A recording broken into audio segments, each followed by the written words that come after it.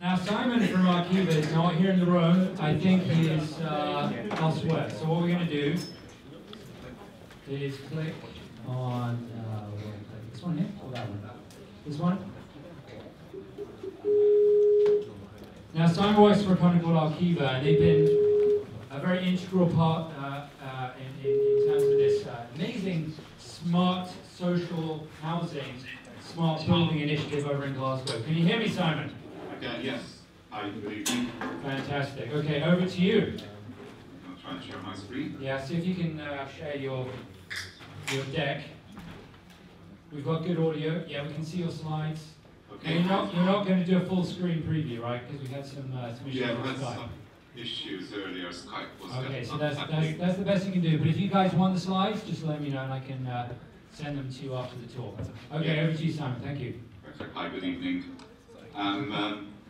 So, I just want to start, first of all, my name is Simon Scerri. I work for Arkiva.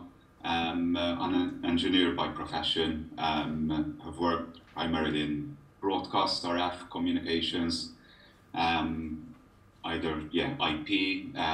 the lot. Just a brief overview of who Arkiva is. It's primarily a communications and infrastructure company. Provides media services, and it's behind most of the broadcast services for all terrestrial TV, radio, provides satellite uplinks and downlinks, playout services, Wi-Fi, and we're currently also installing networks for smart metering in the north of England and the London region. So yeah, currently we're pretty heavily involved in deploying 2 networks for machine-type communications. And on the left-hand side of the slide deck shows the coverage that will be provided for the smart meter network, and that is electricity and gas. So we're the communication service provider for the DCC. And in the south, in London and the Thames Valley area, we're doing that for smart water. Together with that, we're also deploying the SIGFOX network across the UK. And that's primarily a dedicated network for the Internet of Things. We're currently live in 11 cities, which takes us around 30% of the population. 11 of the biggest cities. Initially it was 10 cities, and Cambridge was also included. The commitment is to have nationwide coverage. So there has always been devices connected online, and the requirements have been either large amounts of data, some of them small amounts of data.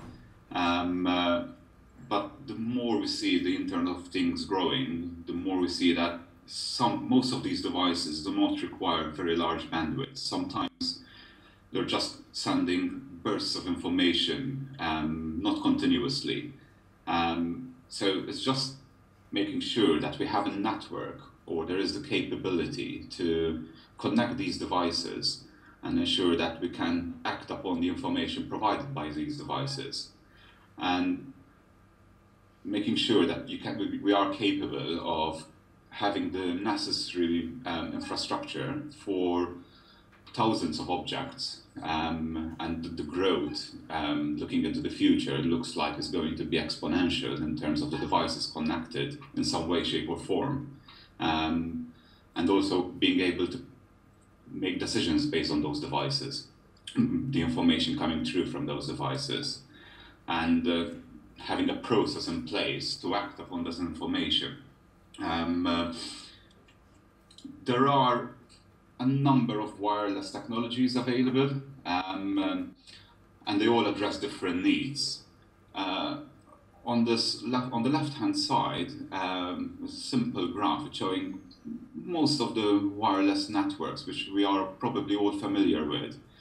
And on the top left, these are primarily all the Wi-Fi technologies, and they all address different bandwidth requirements. The bottom left, we're looking at the Bluetooth, RFID, and NFC. So range and bandwidth, it depends on the requirement. And then we've got the mobile network operators providing the 2G, 3G, 4G, and in the next few years we'll have the 5G networks. Most of these might be suitable for the Internet of Things, for the amount of objects we're having through, but they will not provide an efficient use of the bandwidth and the data rates available. The Wi-Fi networks are suitable if you have to rely on the end user making sure having a broadband router at home of some sort connected always, all the time. But again, if a device just needs to send some burst of information, it not might be suitable. I mean, it's good for when my wife is uploading our entire life on Facebook while I'm doing a Skype call and downloading some movies, but probably it's not efficient use of the bandwidth for devices. And similarly, with Bluetooth and Zigbee technology, you're always having to rely most of the time during installation on someone having to pair the device, putting some wireless keys or passwords.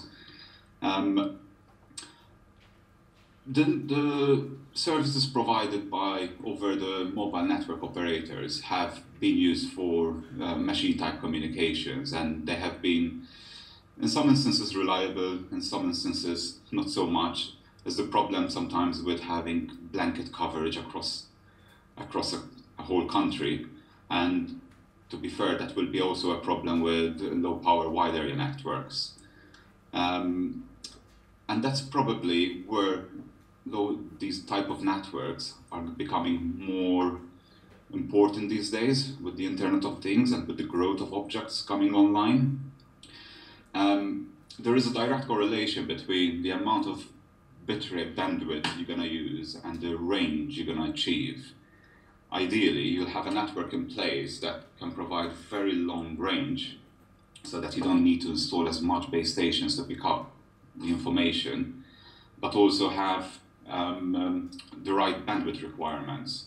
So by reducing the bit rate of the transmission rate, you're increasing the range capability of the device being able to communicate. It's all about hitting the sweet spot, because you can always increase the data rate and the range, but then you would require a much larger battery to power up the device. And what we're after is something that you can install and pretty much almost forget about it for a number of years. It can work autonomously without having a power source with just one battery, and potentially just once the battery dries out, just replace it, making it cheap enough to take off the object and replace.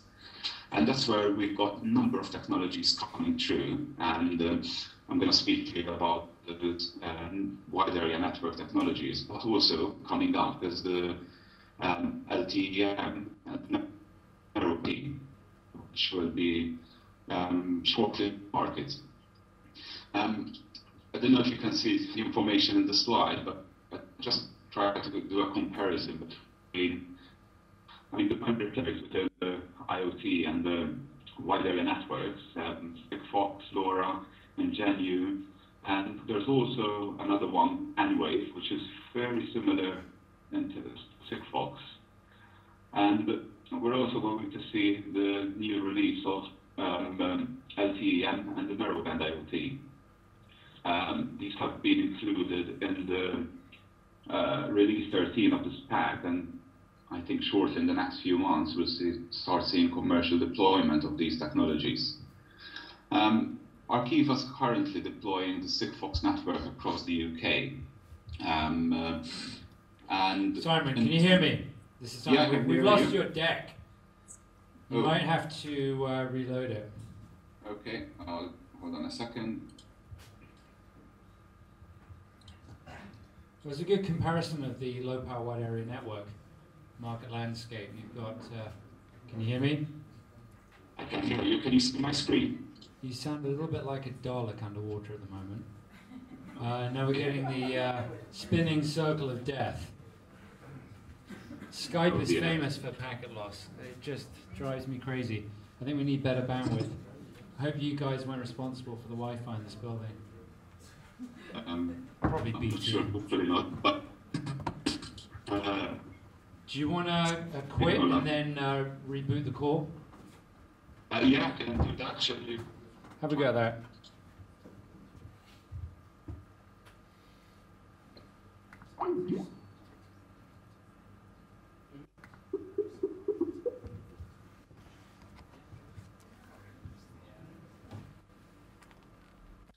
Internet connection problem. There's a problem with your internet connection between you two. Hold on while we try to get the call back. Isn't this so ironic?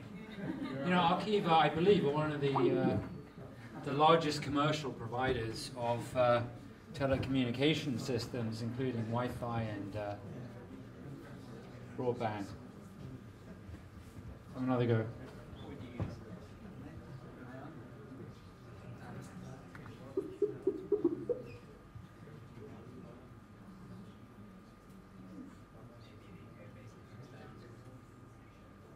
He probably hit his data allowance cap, because it looks like he's at home on his home Wi-Fi. Oops. Hi. Hey! Hey.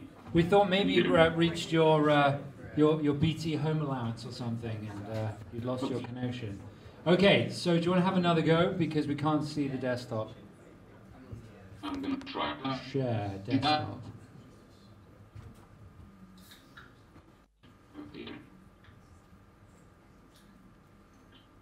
And the other thing we could do as a contingency is load the deck on the laptop, and I can scroll through manually while Simon talks. Probably that would be the best. Should we have a go at doing that? So what I'm going to do is I'm going to see if I can load up your deck. If you're connected on Hangouts, you can try that as well. The issue is his deck a PowerPoint? Huh? Is his deck a PowerPoint? I think it's Keynote. We don't have. I do. I've got a Keynote. On your laptop? Hello? We're just finding a laptop to put your presentation on site. Okay. We can hear you. That's good. That's good. It will just be one moment. We can't see you, but we can hear you.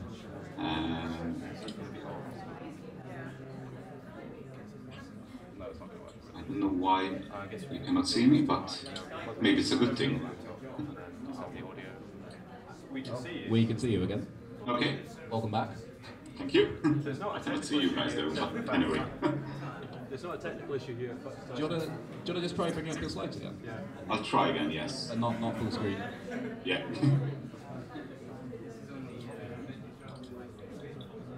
Can you see that by any chance? You've just frozen. Oh dear. We can see you again. Hello. But it's not showing the slides. Right, you just need to plug his slides. It should be sharing at the moment. I've got them on here. I've got them. You just need. All you need is just plug it in. If you're connected on Hangouts, you can try that. It seems to be much better. So we're just setting up a second laptop with your slides on it. Okay. So what we're going to do. So we're going to lose your That's visual. fine. All we need is audio. All we need is Probably audio. that's a good thing. So. Okay.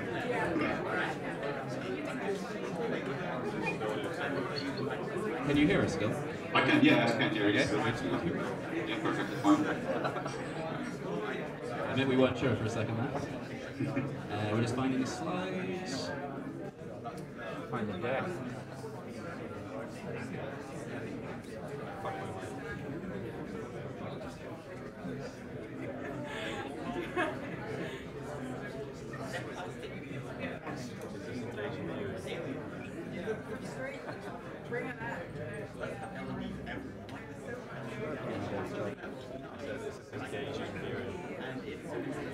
There it is. Got it. We think we have them. One moment. Yeah, that looks like they're loading up. That's presumably the last slide. Or is it?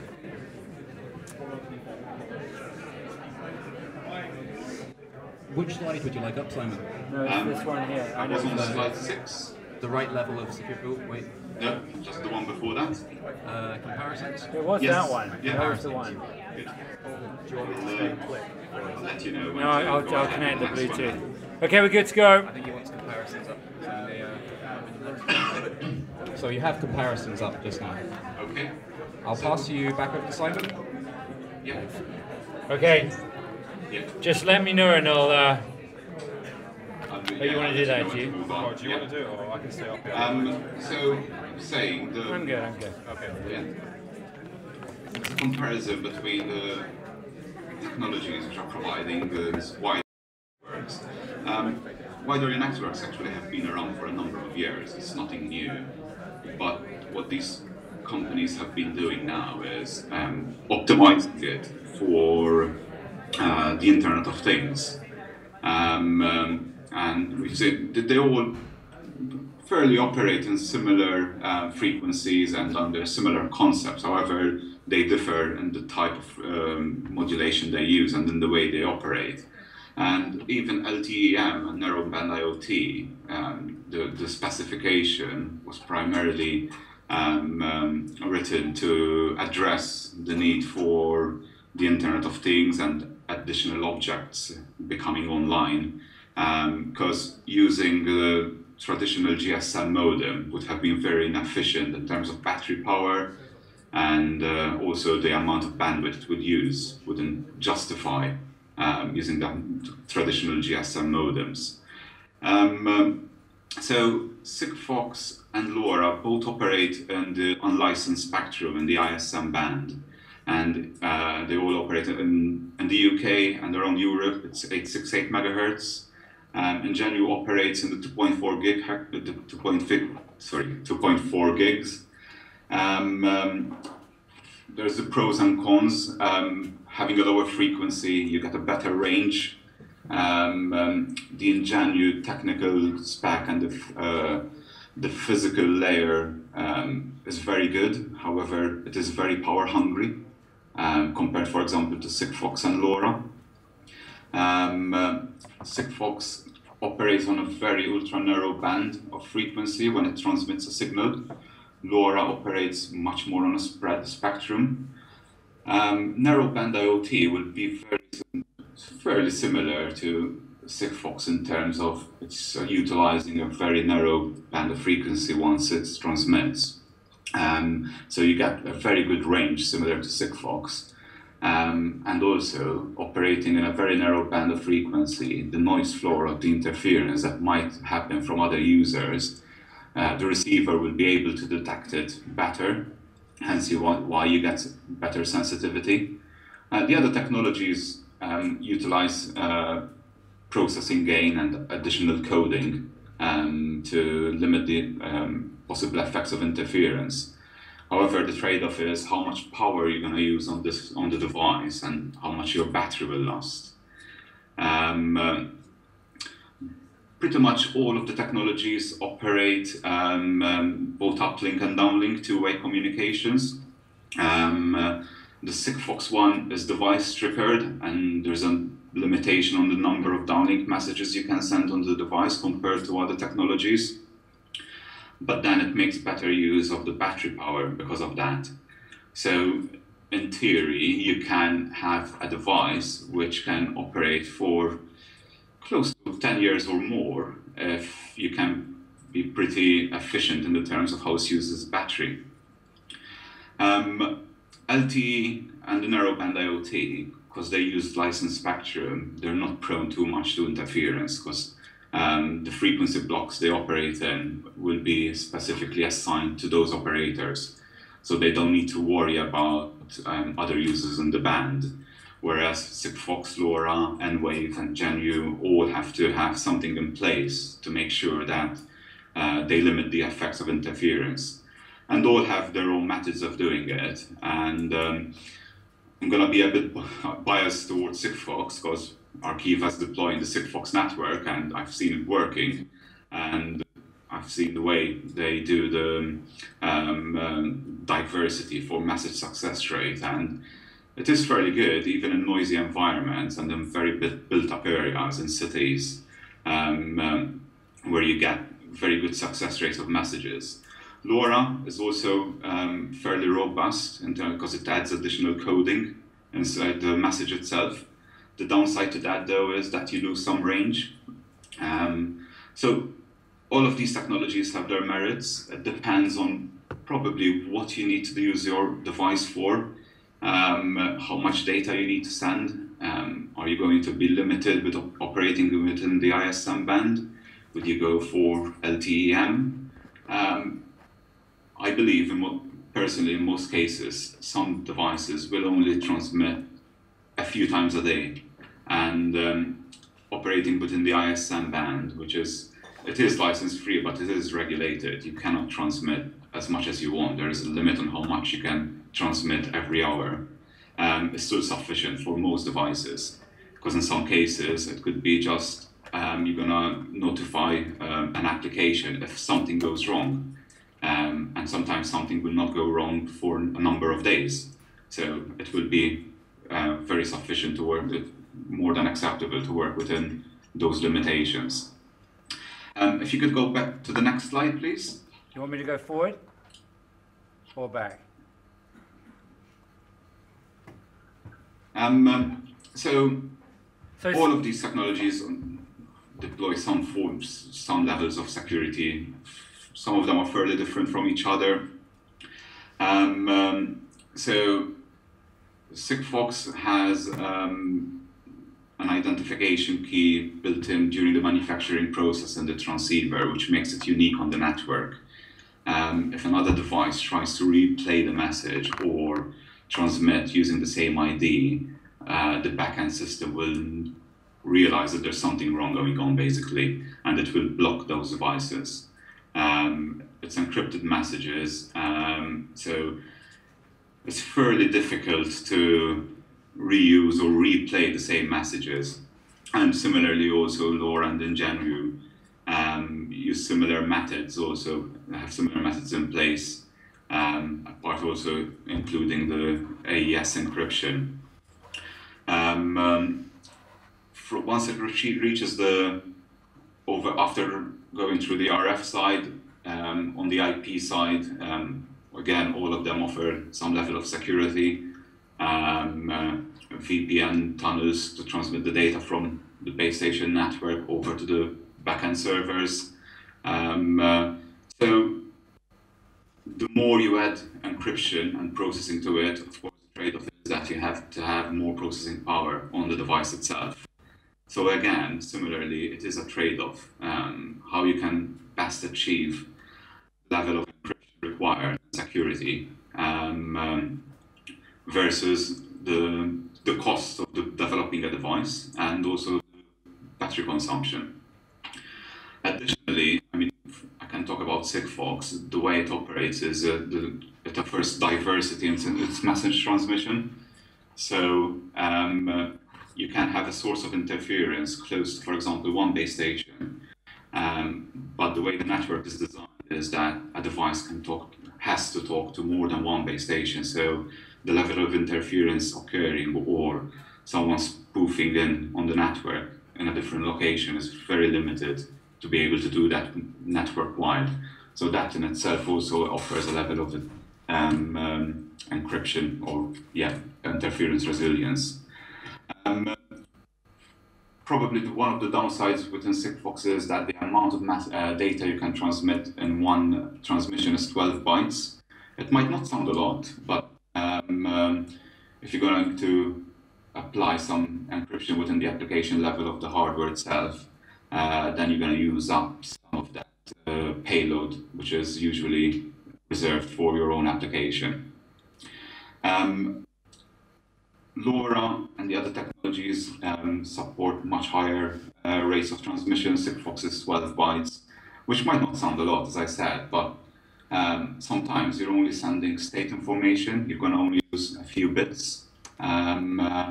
So it depends on the application you're going to use. 12 bytes might not sound a lot, but you can stuff in quite a lot of information in 12 bytes of data.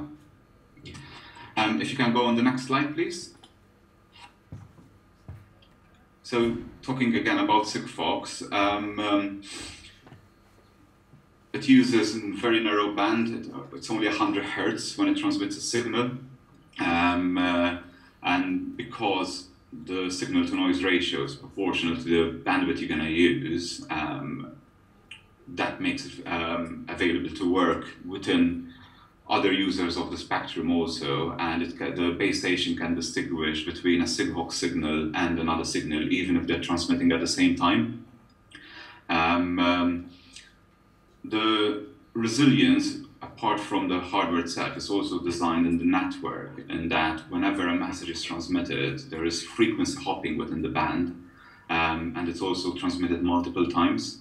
And as I said, each device can talk to multiple base stations, so you build a lot of diversity and robustness in the transmission by doing so.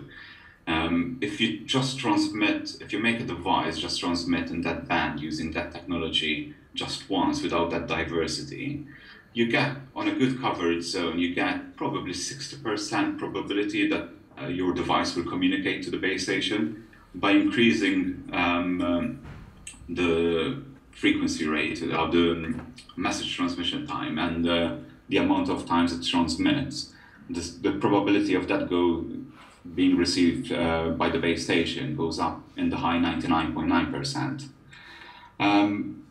One of the other differences between SIGFOX and, for example, LoRa and Ingenu is that SIGFOX is a fully managed network. Within the UK, Arqiva is deploying the network and managing the network, and the plan is to go nationwide. So far, the other technologies have been bespoke to specific areas, either within a specific area of a city or in a campus environment, and it's a bit fragmented. So I could, for example, deploy a LoRa network in Salisbury, where I live, but someone else in another part of the country will deploy the LoRa network. Other users can start using my gateway, but if I decide to switch it off, then there will be an issue for other users.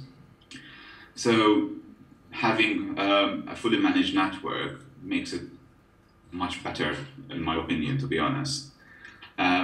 There are plans in other countries at the moment for LoRa to be deployed by either mobile network operators as a managed service also.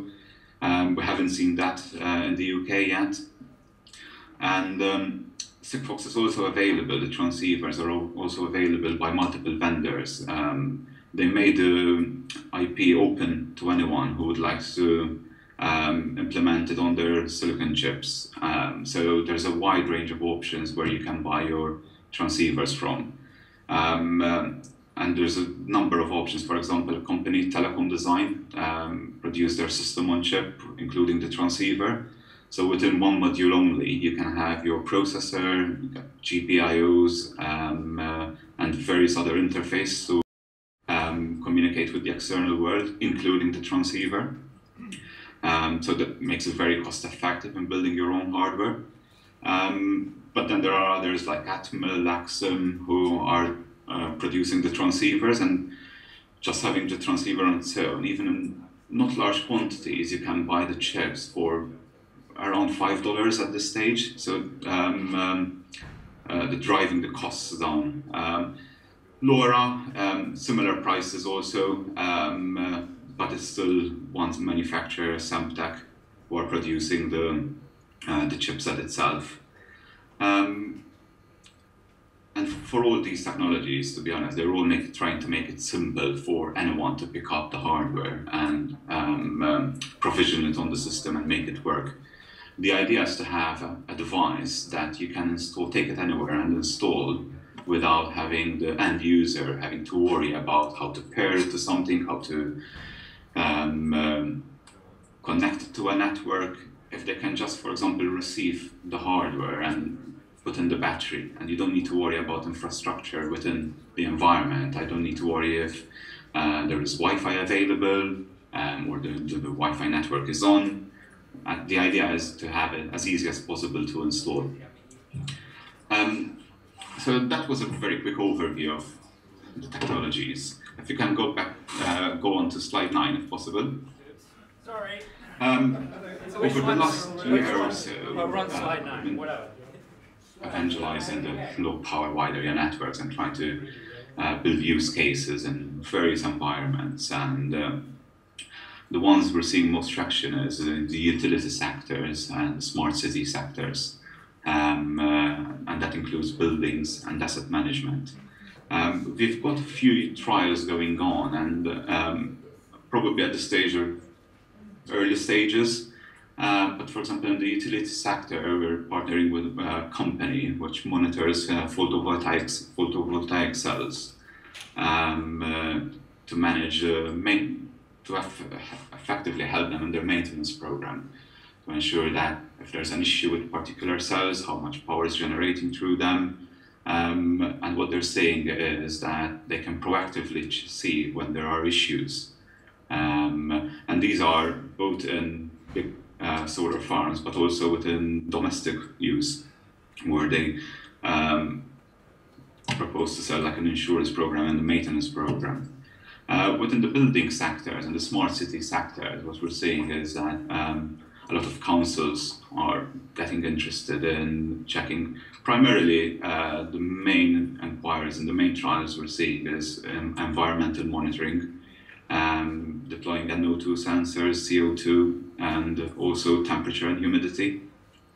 They can report on that and see the environmental conditions within their areas. And asset management is also something that we're looking to use low power wide area networks. Again, councils not knowing where their assets are, having a GPS within the device itself and reporting this position makes them use their resources more efficiently, or if they get stolen. And another trial that is due to start within council in England is refuse collection, checking if your wheel bin is full, and if it's not, does it need to be collected or not. If you can go on to the next slide, if possible. Within the building sector, a few months ago, together with our partners, we started a trial in Greenock near Glasgow. And this is a social housing Simon, time out, just for a sec. Can you hear me okay? Yeah, I can hear you. Okay, we need to drag out the hackathon contestants. Okay. And then we can continue the remainder of the talk and do the Q&A. So okay. Guys, if you're participating in the hackathon, follow Alan to the room next door. Adam, we're losing you unfortunately for the Q&A. You're going with the hackathon contestants. And whoever's remaining within the IOT meetup and is interested in learning more about low power wide area network technologies, stick around. Sorry for everyone on the live stream. We're just we're going to crack on in a moment.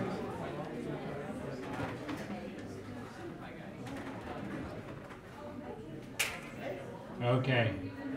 Simon, go ahead. So I was saying, a few months ago we started a trial with a number of partners with a housing association, where a number of devices have been installed within dwellings, and they're primarily used to monitor environment conditions, so it's temperature, humidity, but also noise. And the main idea behind that is for this housing association to be able to provide better maintenance across their dwellings, and also monitor the status of the environment that people are living in. In the ideal world, because of the savings they'll get with preventive maintenance, they could use the money they save in better use within their housing environments. And it is still early days, but the feedback we're getting is that it is actually working as they expected, and they're getting the benefits they're seeing.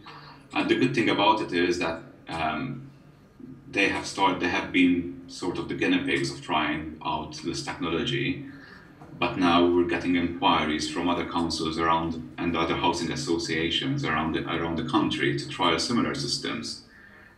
So there's potentially another 3 which we're going to go ahead in the next few weeks. So again, primarily for preventive maintenance, but even for safety, ensuring, for example, that a smoke detector is still active. And that's one of the things that we're going to try and use and monitor. So there's a lot of interest. It's one of those things at the moment that you get the early adopters and the others who will follow suit later, and just trying to gather the interest and trying to show what the benefits would be of deploying such technology. However, of course, with all like other issues within the data world, there's the privacy concerns, and if you can go on to the next slide if possible. It's always going to be an issue, and it's how we manage it and how we ensure that the security and the privacy of individuals are always maintained. If you take a single device on its own and see its data, it's probably very difficult to identify or try and build a pattern. But once you have a large number of devices within, for example, one house, and with that you can start obtaining some information which for some people they might not be comfortable with. You can start determining what time they wake up, what time they're at home, what they're doing, and we need to ensure that if we're going to do that, do we need to identify the individual? Is it possible for that type of information to be blanked out so that people don't know who the individual is? However, for example, like the example I mentioned earlier, the housing association, the information they get from the hardware and the devices installed within each dwelling, then yes, they will actually know who the individual is. And how do we get those people comfortable and showing the benefits? It's always going to be tricky. And how do we address their concerns? Probably myself, I would personally probably be uncomfortable if just a random person tells me, oh, we're going to install this device. But by trying to ensure and explain why it's being used and for what purposes, we try and get people on board and being more comfortable with it.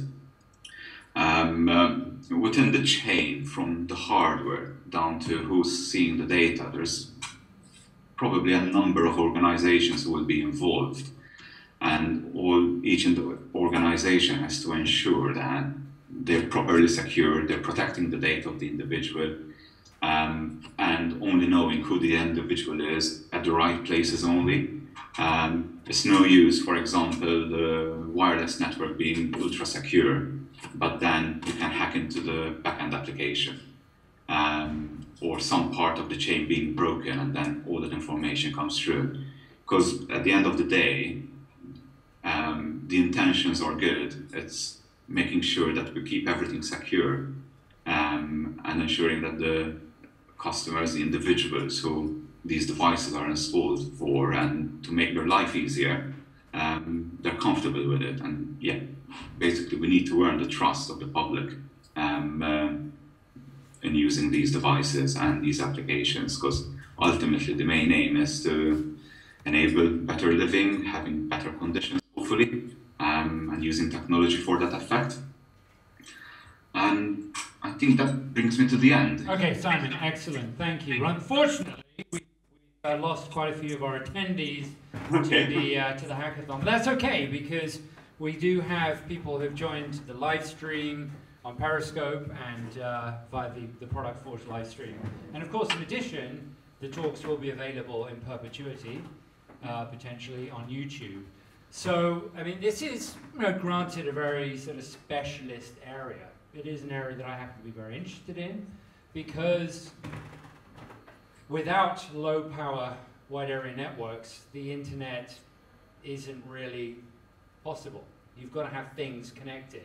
Yeah. And until now, because things like fiber optic and 3G, 4G, they're just too power hungry to serve sensors that are embedded in remote locations. Just not workable, and that's what I think has been hampering the deployment of the Internet of Things and the industrial IoT. So that's why low power wide area networks for the first time can ping data back and forth from things, embedded sensors in all kinds of different things, and that's what's going to make a difference. So until these low power wide area networks are deployed, the Internet of Things is not really going to go anywhere fast. So I've got a question for you, Simon.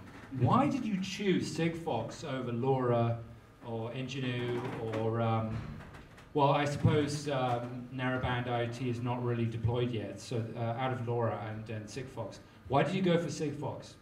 So that was probably now coming up to 3 years ago when Arkiva to look into deploying a network for the Internet of Things, and of the technologies available, I think at that time SIGFOX and LoRa were primarily the most advanced in terms of its development, its deployment possibilities.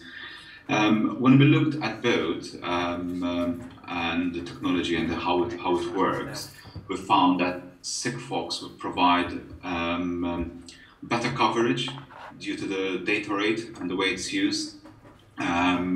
So, for example, within RF is a bit of a black magic, and it depends on the topography of the environment where you're installing, but you can get several miles of communication from one device up to the base station using the technology of SIGFOX. So that was a very big plus side, because the amount of base stations you then need to install, for example, in rural areas will be lower than what we had to install, for example, for LoRa. Within built-up environments, of course, you still need to have a much larger population of base stations. However, the sensitivity on the receiver at the base station end, because of the nature of the RF transmission, is slightly higher than LoRa. So again, you get better transmission rates. So what's the average battery life? If you're putting a sensor in a remote location, it could be structural health monitoring for a pipeline that's in the North Atlantic, I don't know, up in Alaska somewhere. You really don't want to be sending engineers out to replace batteries. Yes. So if you've got a SIGFOX network and a LoRa network, we're talking about 20 years between, yes. Or maybe you don't even need a battery at all. You need energy harvesting, solar power. Yeah. You've got those kind of, they can charge the sensor using movement in some cases. So how do they compare LoRa versus SIGFOX? Fairly similar in terms of battery usage. From what we've seen so far, I see that the way because the way it transmits a signal, SIGFOX is slightly more efficient. However, I'm not saying that LoRa is not good in that respect, but because the signal is transmitted over a smaller bandwidth, you need less, for example, additional coding within the signal, so it's just a burst, and then it goes to sleep again. The way it's also designed to receive downlink messages, it's very efficient in terms of its network management and when it sends a downlink message back. So even when a device, for example, requests a downlink message, it goes back to sleep for up to 30 seconds until it wakes up at the right time to listen for a message which is addressed to that particular device. So they're fairly similar. I think it's slightly more efficient on the SIGFOX end, but not by much. Then of course it also depends on the size of the battery you're going to use, for example, but also if you're going to have an additional processor. And we've seen these over the last few years, some very efficient processors out in the market. Who's making those processors? They're systems on the chips, but what, Qualcomm? Who are the market leaders right now? The most we've seen on devices which are on the network are based on ARM. Which is now SoftBank, of course. We've No, got a yeah. question for you real quick. I'll hand you over. Hi Simon. I just wanted to ask, what kind of pricing model can we expect? What So I think I'm not really. Pricing model based Yeah. on what? I'm not probably the right person to answer that, but SIGFOX offer different pricing models depending on volumes and depending on the number of messages you're going to send. Off the top of my head, if I remember correctly, there's four bands of message transmissions per day, starting from the very basic, where you send up to 2 a day, to 50 messages, 100, and the maximum of 140 per day. And then it depends on the volumes. But the idea is that it will make it a lot cheap to run. Unfortunately, I don't have the figures off the top of my head, and I'm probably not the best person to ask in terms of pricing. I know that it depends on how much usage you're going to have. But I mentioned also the 140 messages maximum per day. That's due to the regulations of operating within the ISM band, and the number of transmissions you can do per hour hence equates to 140, and that allows also for downlink messages then. Any other questions? I've got one. Just a minute. Let's get the mic. Yeah. Like I see, I need this audio for the live stream. There you go. Hi, sorry, it's kind of just tied into that question, but and maybe you can't give exactly, but can you give any indicative sort of pricing about that upper message cost and how it might compare to maybe SIM contracts you might get at the moment, sort of per month? I'm afraid I don't know the answer, but what we could do is, if you can hand the details over to Simon, we can get back to you with regards to that. I'm afraid I really don't know the answer to that. I would have to refer to my commercial colleagues regarding that.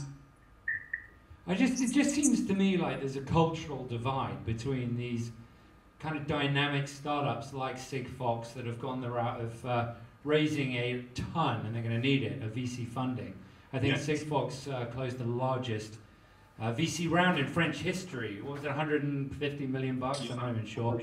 Like I said, they're going to need that and a lot more in order to deploy this network and remain competitive. And you've got the sort of open source standards.